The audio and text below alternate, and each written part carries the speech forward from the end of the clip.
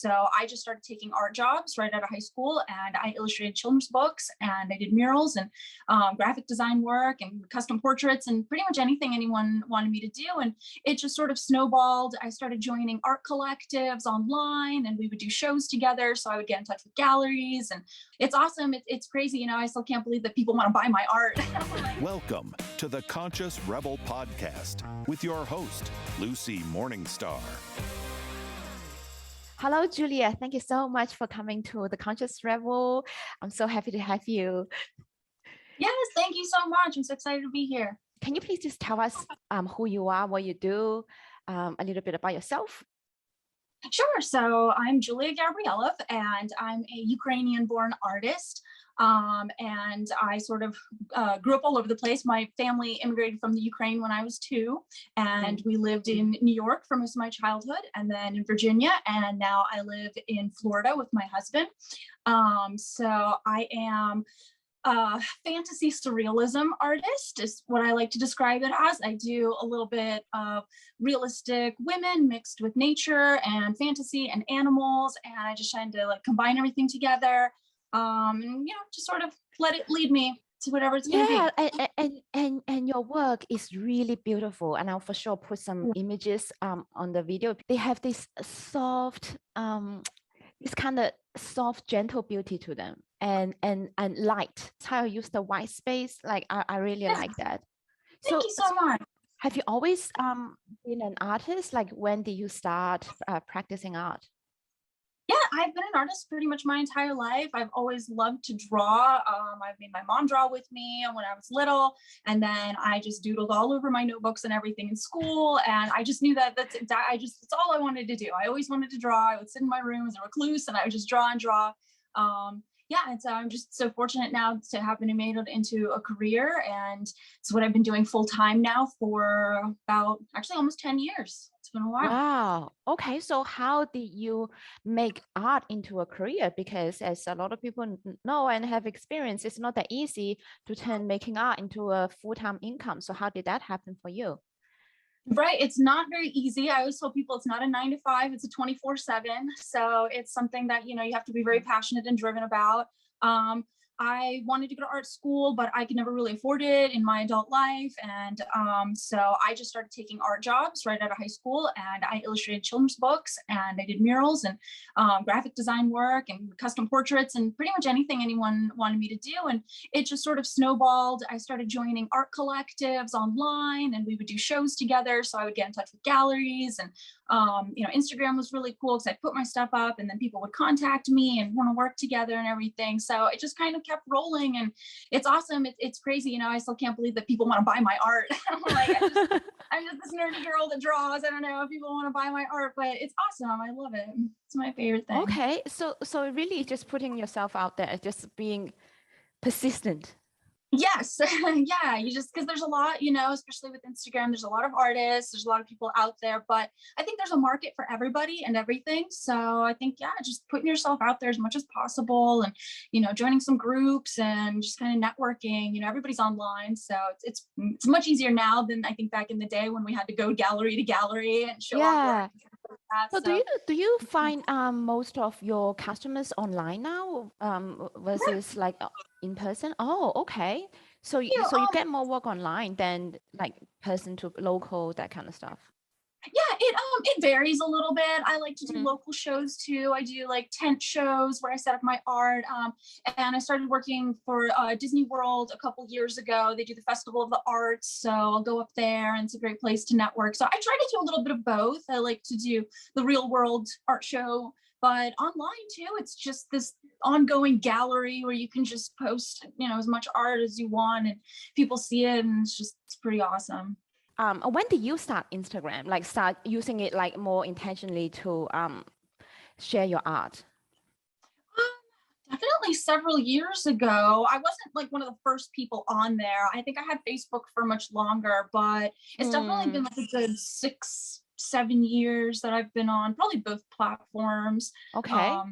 And sometimes I even like Facebook better because I think you can find I don't know, I guess like collectors and buyers a little bit easier. Instagram, everybody's kind of scrolling through and like you get a lot of likes, but it's not as much for business. Whereas Facebook, I think it gets a little more personal and you can message people, and not like you can't on Instagram, but I don't know. There's just, I guess it's a different clientele. It's a little bit Okay.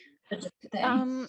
All right. Well, that's interesting. But have you found it changed over the last couple of years that you've been using it? Have you seen the social media change for the artist and how? No, definitely more saturated. There's a lot of competition. There's a lot of things going on. There's new galleries popping up all over the place and new artists and all these things. I guess that would be like my biggest challenge right now is just figuring out where to go forward. Because as I was coming up, you know, I was getting a lot of followers and it was like, you know, very exciting. And I was meeting a lot of people, but it's definitely slowed down. And I don't know what the reason for that is. I think maybe you know, everybody's doing like the reels now and the videos, and I really haven't like transitioned into that. I've tried to do a few of them, but everybody's doing all these cool animations, you know, and everything's virtual and stuff. So I think that's the biggest things. It's kind of like transforming from strictly like visuals and images to videos. So now you have to kind of like learn new things, and I've never been tech savvy. You know, I like taking a picture and posting it on there, but now it's like, it's so, you almost have to have a graphic design background to do some of these things. So. Yeah, it does look like it's how you get visibility, right? It's social media and it's changing, right, evolving all the time. So, well, do you think that so this is like the quality of your work, like whether do you think the work speaks for itself versus that you have to actively market? And I'm sure it's a combination of both. But from your experience, like what is like the weight of each? If you like, you know, whether it's the quality of your work is more important or the marketing, like what do you think about that? Yeah, I think it's definitely a little bit of both. You know, there's so many things. I feel like, you know, we have to wear so many hats. We have to make the art, market the art, show the art, you know, do all these things. So it's definitely a balance. Marketing has never been my strong suit. I've always tried to just create like amazing quality art and put it out there, and hopefully it reaches the right people. But now, you know, with all the algorithms and everything, that's, you know, completely different. Whereas before Instagram, you post something and it was all in your chronological order. You'd see everything all throughout the day. And now, you know, I personally see maybe like the same 10 people like over and over and over. And if I want to see someone, I have to like type in the name and, you know, go through things. So it's challenging. And so you have to like play with the algorithm. You have to post at the right time, and you have to post the right hashtags, and, you know, and then also quality and like in the videos and all of these different things. So it's just, it's become a little bit more challenging. Yeah, I feel that too. Like if you, that's why when the artists wear so many hats, that's why I feel like sometimes when we want to get the visibility, then because we only have so much time in a day, like the time actually everyone have is finite, right? So you have to prioritize your time. Do you prioritize your time, you know, to make the art or improve your skills, and or do you spend time marketing your work? Is kind of not sometimes so much.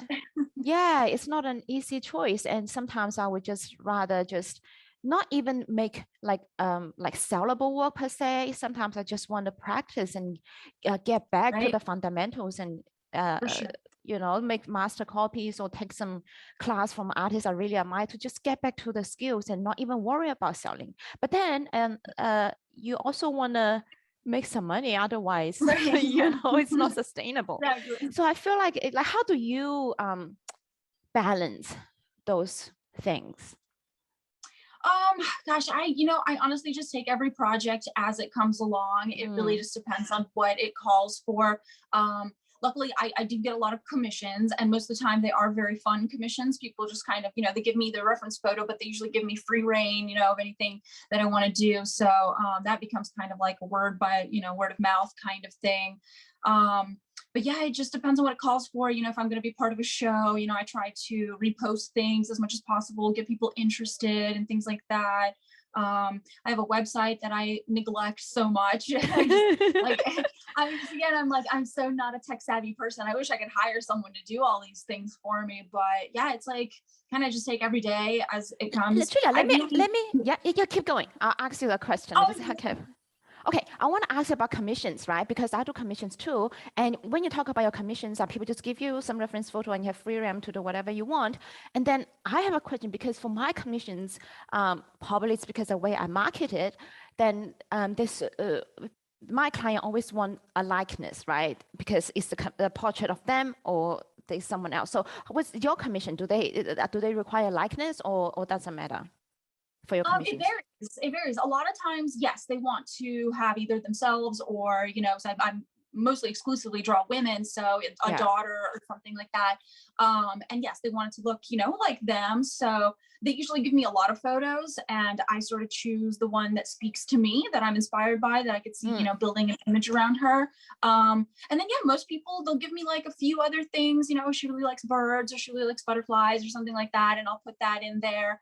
I've had challenging ones for sure, because sometimes people want to give you these big smiling faces and everything. Yeah, like, smiling faces, big smiling faces are harder. Yeah. It's hard because, and I'm like, you look beautiful, but it doesn't always come across like that great in the actual painting. So, it's kind of got to try and strike a balance with that. But I've had like really good ones. I've had some challenging ones, and again, just kind of take it as it comes. And they're always different. Okay, so what your client, they just give you photos and tell you a bit things of like whether they like birds or certain things, and then they just give you the space to do whatever you want. And okay, and do they tell you size as well? I assume they would tell you how big they want it. Yeah, I usually just give them sort of like a list of, popular sizes, things that are easy to frame. I give them an option. We could do a painting or we could do a drawing. I do a little bit of both. So, and I always just try to work within people's budget.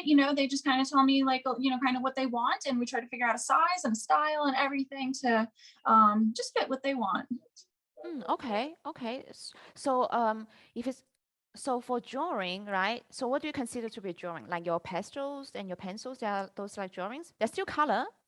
Right? So yes, I do, black and white graphite work, but I also use a new medium called pan pastel, and it's kind of like a dry watercolor that you apply with sponges. So I really like that, and I do that on like really nice paper. So I could either do something like that, or if they want to do an oil on canvas, then like those are basically the two options. And if you look at my work, they are a little bit different. The pastels turn out very soft, and then sometimes the oil paintings are definitely much more vibrant. Just the color palette's a little bit different, but it just depends on what they want, what kind of look they're going for. Okay, and the price, are they different? Yeah, it varies usually by size, like difficulty, subject matter. If it's just one person, it's not very expensive. But if they want like a whole lot of things added in there, like animals and flowers and all these things, then it goes up from there. So it really varies. It depends. And sometimes, painting too small is sometimes harder than painting really big. It actually is. I have been pricing my commission based on size, but I find that it really sometimes painting small can take longer than a bigger one. Right, I know. But from the client's perspective, they don't like, it's irrelevant to them, right? So if I was going to buy, I just look at, well, the bigger one should be more expensive and smaller one should be cheaper.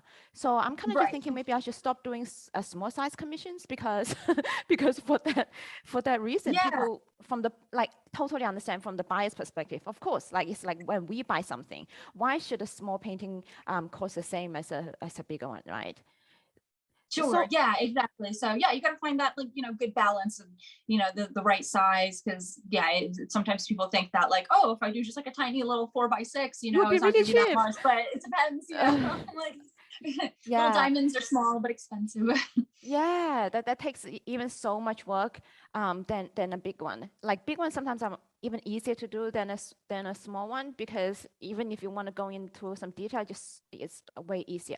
But anyway, since we're talking about commissions, if you're okay talking about pricing, I'll be really interested to know, because like as you talk about the pricing, it's like depending on how the complexity of the painting, whether it's just a person or adding more animals, flowers, that kind of stuff, then like So wouldn't that make the pricing a little bit more confusing for the client, or do you have like a standard pricing? Like if it's one person is this way, like how does that work for your commissions?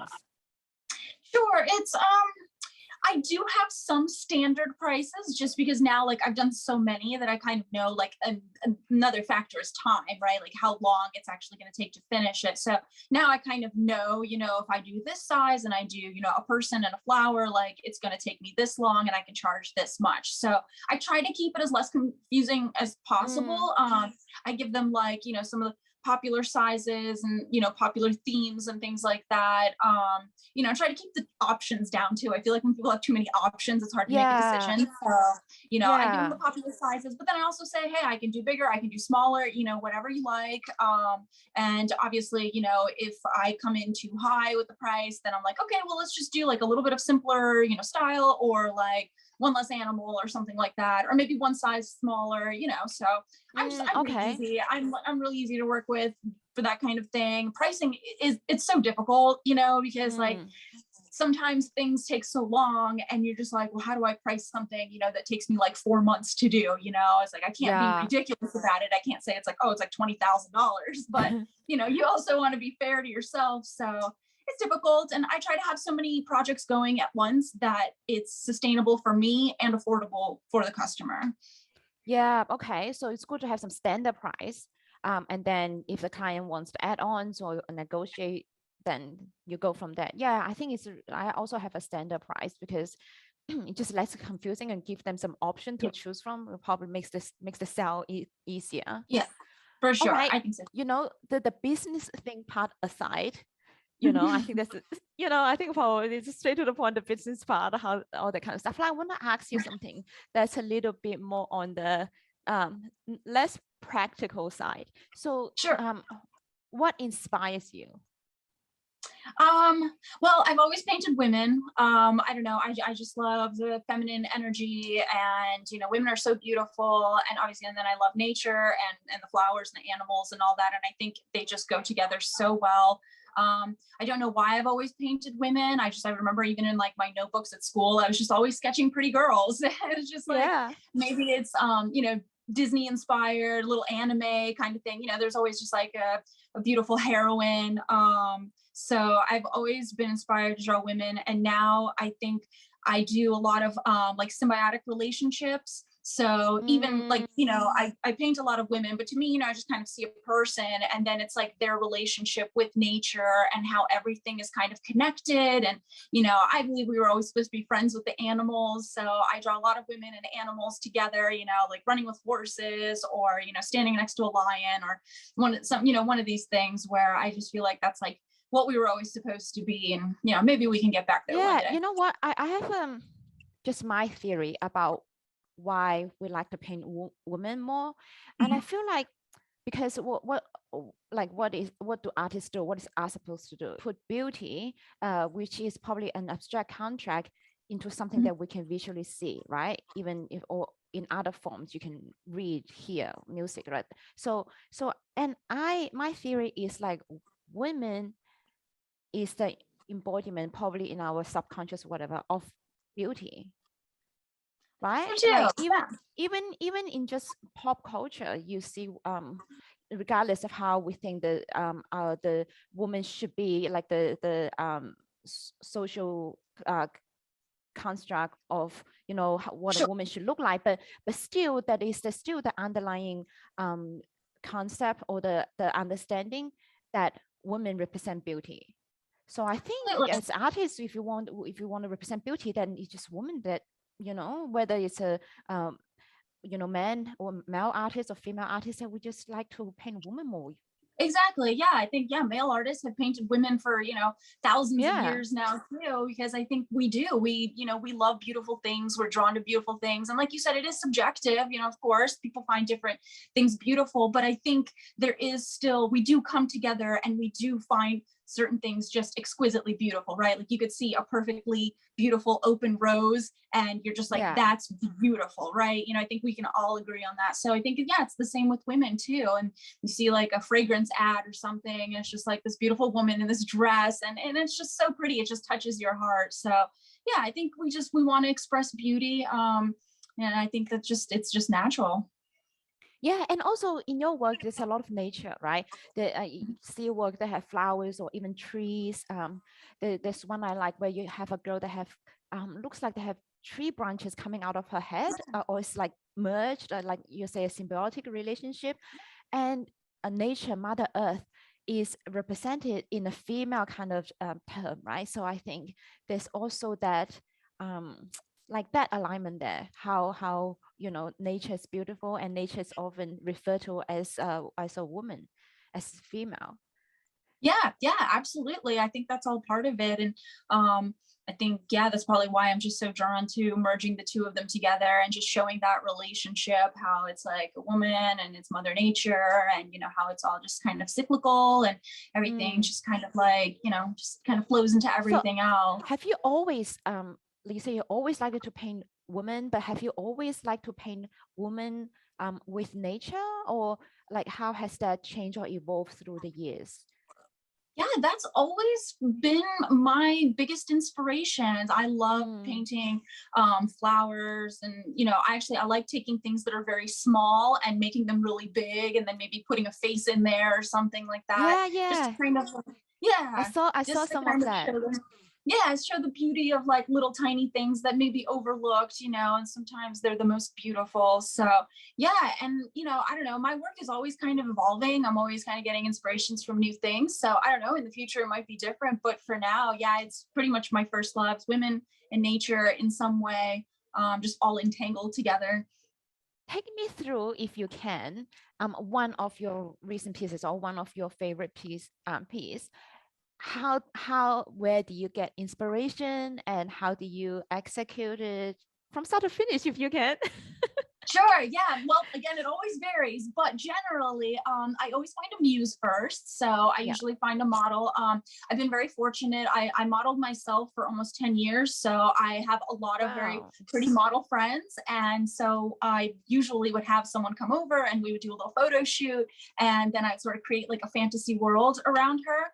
But I meet a lot of people online too, and people send me photos all the time. So I have just like a whole plethora of photos. Sometimes I'm just looking through them. Sometimes an idea comes to me and I'm like, okay, I need someone looking this way, and they're going to be like riding on a bird or, something like that. So I find the right muse first. And then I just sort of let that speak to me, and it just depends on like her mood and how, like what I'm feeling from it right away. And then I sort of decide like, okay, like if she's going to be riding on a bird, like I know that right away. And sometimes it kind of evolves over the course of the time. Sometimes I have an idea in my head and I start drawing it. You know how sometimes it's not exactly the way that you thought it was going to be. It's like, I had like a different mood in my mind, but now that it's on here, I'm like, I don't know if I'm feeling that. So sometimes I just like to kind of like start playing with colors and just sort of see what happens. So yeah, it varies. Sometimes I have an exact idea what I'm going to do, and then sometimes it just kind of comes to me after a while.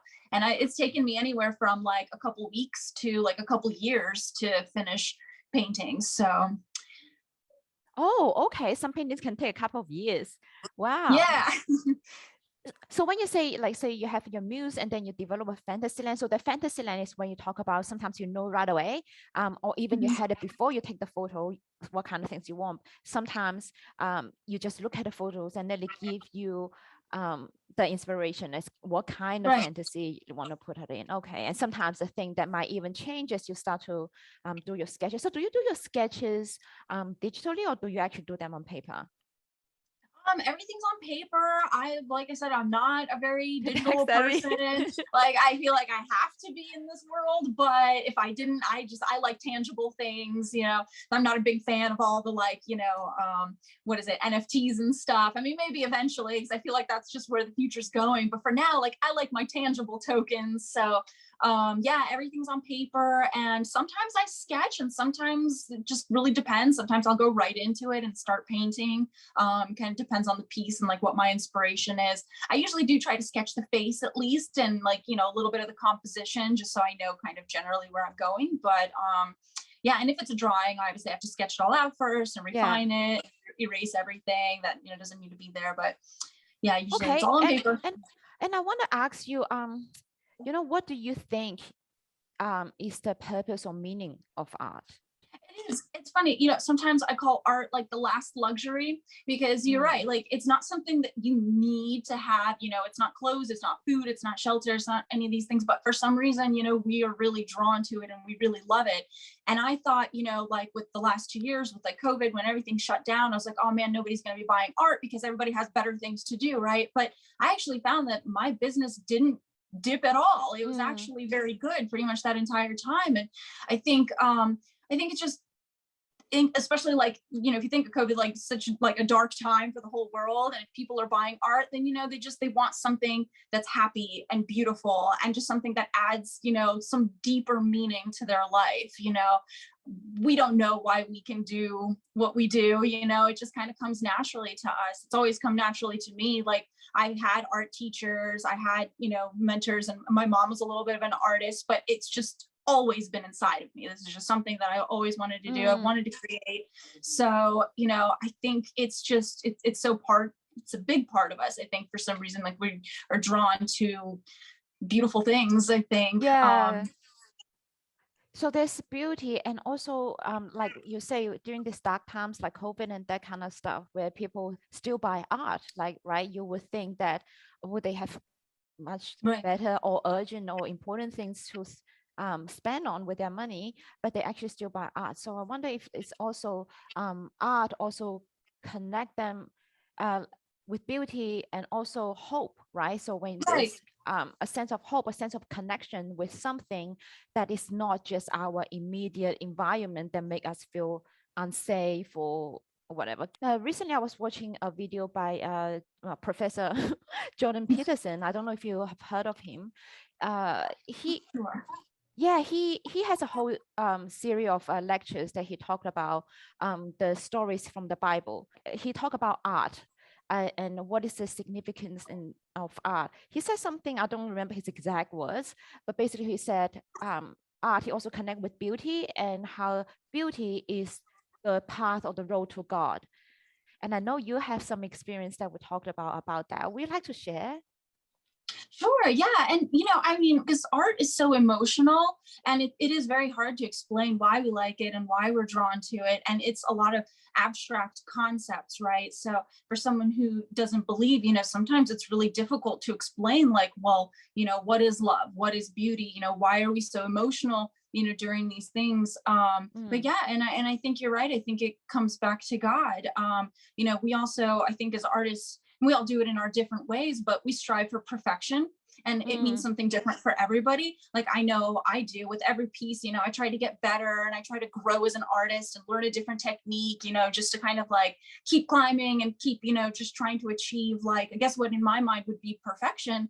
You know, and that's what God is. He's perfect. So it's just really interesting. You know, and I feel like I create because he creates. Like, there's, you know, there's really no explanation for it. Like, you know, why would I need to do this, you know, in a world where you know, I guess everything was just kind of random and didn't mean anything, you know, I feel like we would just be just doing the same things over and over, just like ants, just like bees, you know, we would just have our structure and our system and we would do that. But there's so much more to this life, and there's so many inexplainable things that yeah, I mean, it definitely, it always points me in the direction of intelligent design and a creator. And I think that's where all of this comes from.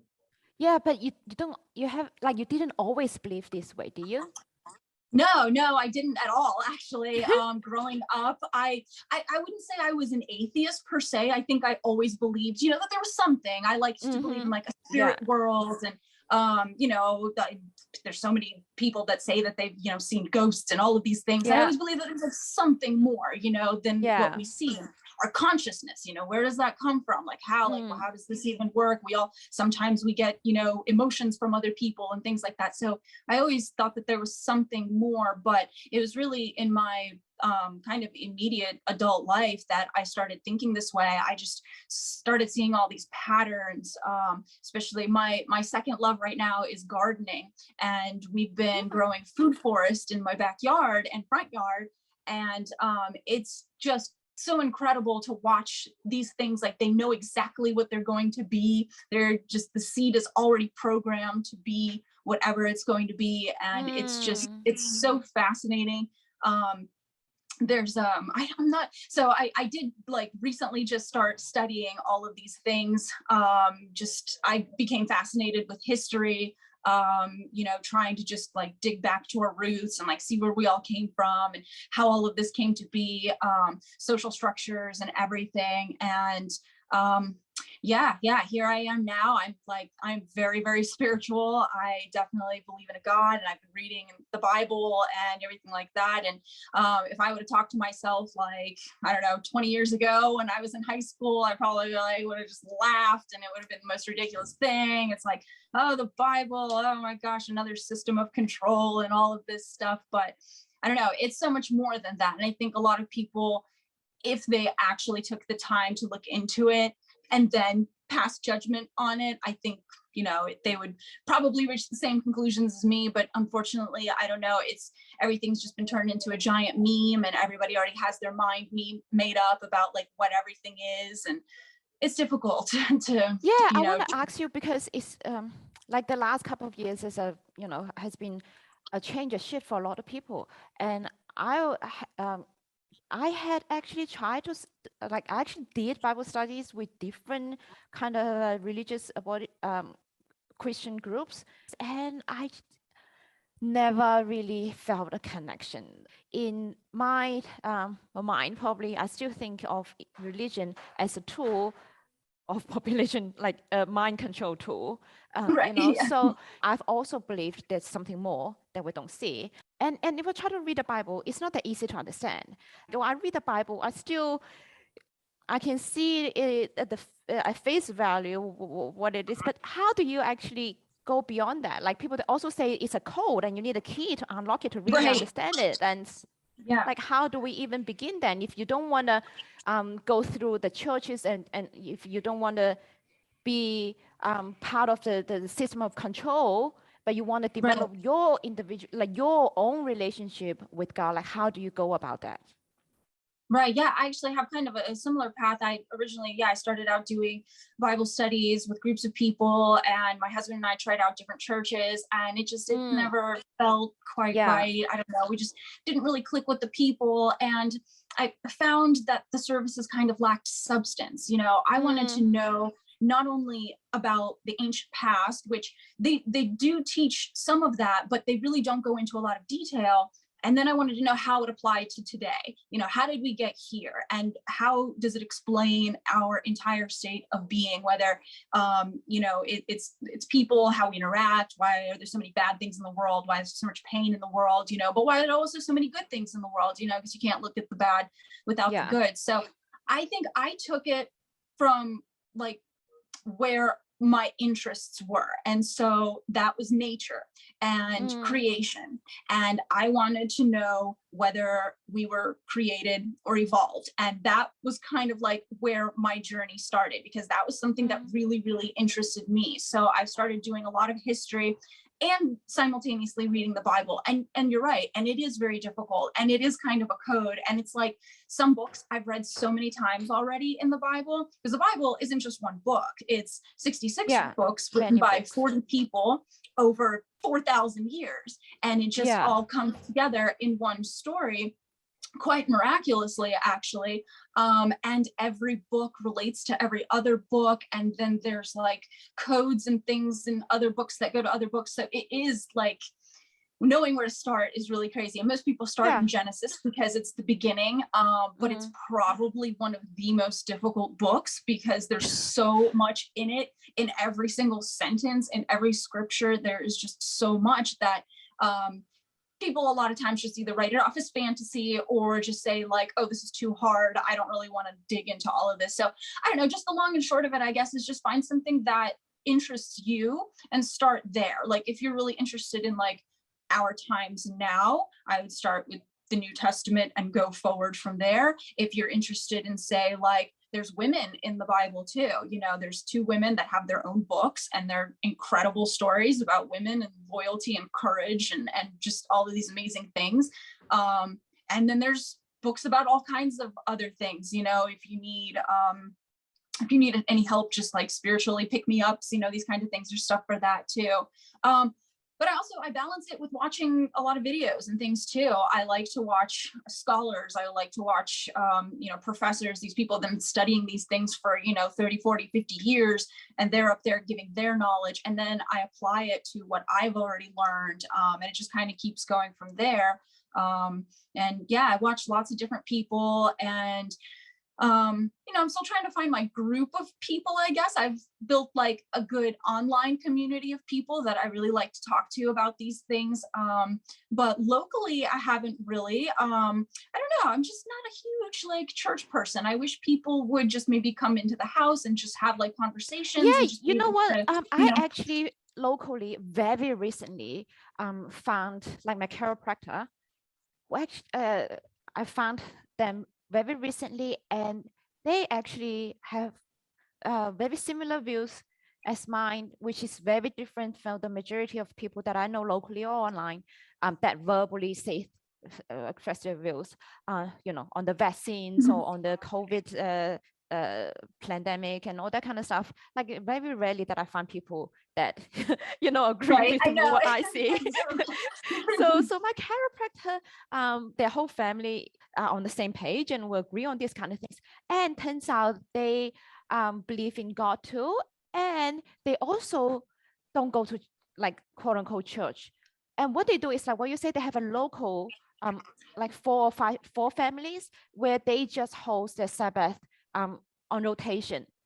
So and I think that is beautiful. Oh yes, yeah, we live in a crazy world, and you know, there's not a lot of things that science can explain. You know, it can explain some of it for sure, and it's definitely important. But there's a lot more that's spiritual that's happening right now, and yeah, it's crazy. We live in crazy times right now. Yeah, it is quite crazy, and I think probably a lot of people, you know, I've talked to some other artists, and also they were atheist or they are into the new age, right?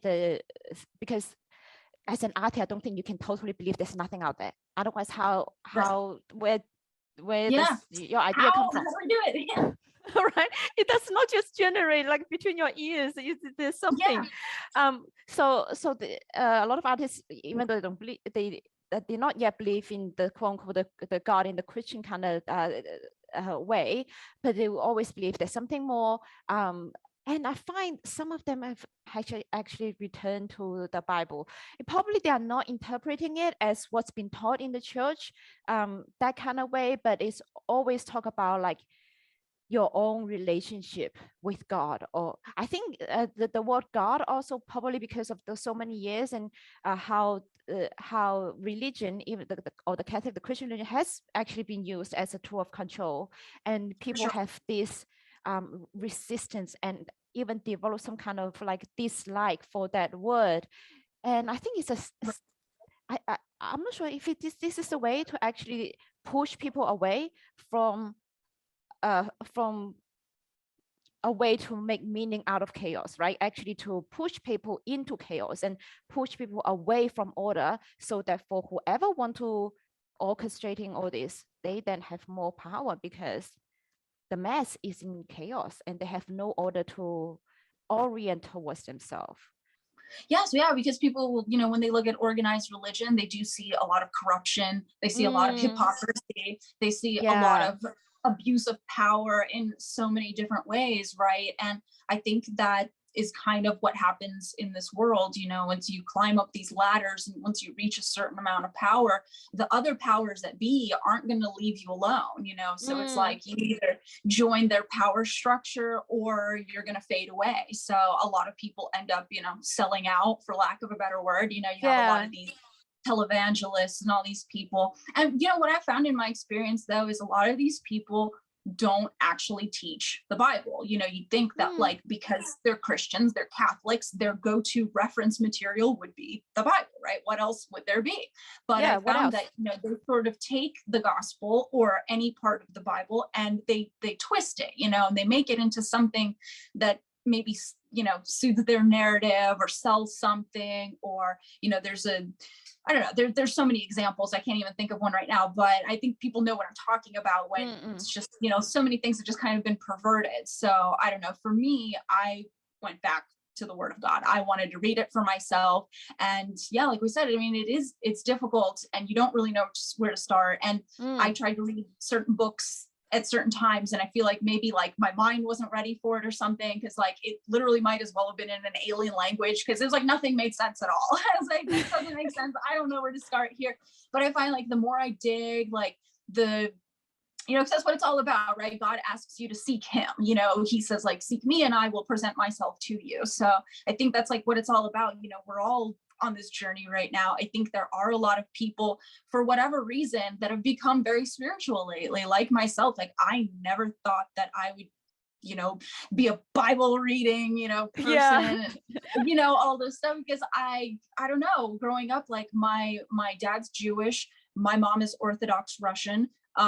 We lived in the communist Ukraine at the time before the wall fell and everything. So there was no religion, you know, religion was all but completely exterminated. They didn't want people to be religious. They wanted people to be part of the state, you know, that was the whole like thing. China, where I come from. Yeah, exactly. So, you know, my parents didn't raise us. I mean, they raised us with great values. You know, we're a strong family, you know, we're a small family, but great values. They always, you know, just, they kept us straight and everything. But they kind of laughed at all that stuff, you know, especially my dad. Oh, it's ridiculous. It's fantasy fairy tales, you know, like just nonsense. So that's how I felt too. I was like, oh, these fantasy fairy tales, and these people that believe them are crazy. But I just like, the more I look into it, there's so much evidence for all of these things, and it's really, really mind blowing. It's, you know, it's crazy. Like I wouldn't even know like exactly where to start, but I just think that like if you want to seek God, like he will find you. Like that's usually how this works. Like he knows that you're trying to seek him, and he'll present himself to you. And it's not going to be like my path. It's not going to be like anybody else's path. It's going to be completely your own. And it's just like that individual time where you're, you know, searching for him, and then also group time. And then, I think it's so important to find a group of people that you can just have intimate conversations with. I don't think you have to be in this big fancy auditorium somewhere with this, everybody's dressed in suits and ties and stuff, you know, all this pomp and circumstance for no reason. You know, I think like you can literally, I think we should just talk about it more. You know, nobody talks about God anymore. And it's very unfortunate, because I think it's obviously a really big part of our world. And I think as a people, we've fallen so far from that. Yes. And sometimes you will, people will probably even ridicule or try to embarrass you for if you talk about these kind of things in public, even online, right? Depending on the group you are in, unless you are in the conservative group, then this is the norm. But if you are not in there, it's especially in, I find that at the artist community, it's more like a liberal. People are naturally more liberal, right? In the artist community. Right. Yeah, absolutely. Oh yeah. I think people could be really mean. And it's so strange, because like the message of Christianity in general is a very, very positive one. It's, you know, a lot of the things that people know, you know, love thy neighbor, and like do all these things, you know, that are actually very, very nice and noble and beautiful. So it's really strange to see like how angry people get sometimes, right? It's like actual like real anger. They hate this actor now because he's in this movie, and it's very unfortunate. And especially it's in Hollywood, where everybody's supposed to be tolerant and new ideas, and like, you know, everything's supposed to be accepted. It seems like there are certain things that are definitely not accepted, and not only are they not accepted, they're ridiculed, and it's, you know, almost becoming this like new thing to just completely discredit and just dislike Christian people. And like, I think I told you before, I'm not a big label person. I don't really like all the labels, because I just feel like as soon as someone says like, oh, I'm a Christian, it's like everybody develops this opinion about you, how you're supposed to be and what you're supposed to do. And if you fall short of that at all, then they're like, whoa, well, you are supposed to be a Christian. So I think this label is really limiting. Like even the label of feminist, right, or radical feminist is so limiting. Like as soon as you say that, you're supposed to be this way. Like, and or even we'll say, if you don't support Amber Heard and you believe in Johnny Depp, then you can't say you're a feminist. I mean, like there's so many so many trivial expectations that people just like started to use that label to limit like what you can or cannot have an opinion on. So that's why I like even the Christian, Catholic, all these labels, it can be either in any ways limiting you, whether people they are actually Christian and Catholic, or people who are not, or who doesn't like that religion. They can both place what you can or cannot do because of of that label. So I totally understand why you don't like labels. It's so limiting. Right? And it's not that I don't like talking about it. I'll talk about it with anybody who wants to listen. It's one of my favorite conversations. This is like my huge interest right now. But I don't like, I'm not very public on my social media. I'm actually pretty private. I usually just post artwork or, just like shows or things coming up like that. Because I usually just like to stay out of everything. Everybody has an opinion. Everybody has like, their own thing going on. There's all these cliques forming, and you have to either conform, like you have to be like the perfect artist and believe in all of these things that all these other artists believe in, or they all shun you, and it's just really unfortunate, because like I would never do that to any of them, even though I'm sure there's things that we disagree about. So it's like as soon as you put it out there that, oh, I'm Christian and I'm, do this and that, people start to look at you like, oh, well, then you just make Christian art. Like, that's so boring. I don't even want, so I try to be a little sneakier about it and try to maybe like, just put the messages. I actually saw your Instagram post. You have the scripture like of the gospel in one of your posts, and I actually really like reading that, like just see what Julia's reading.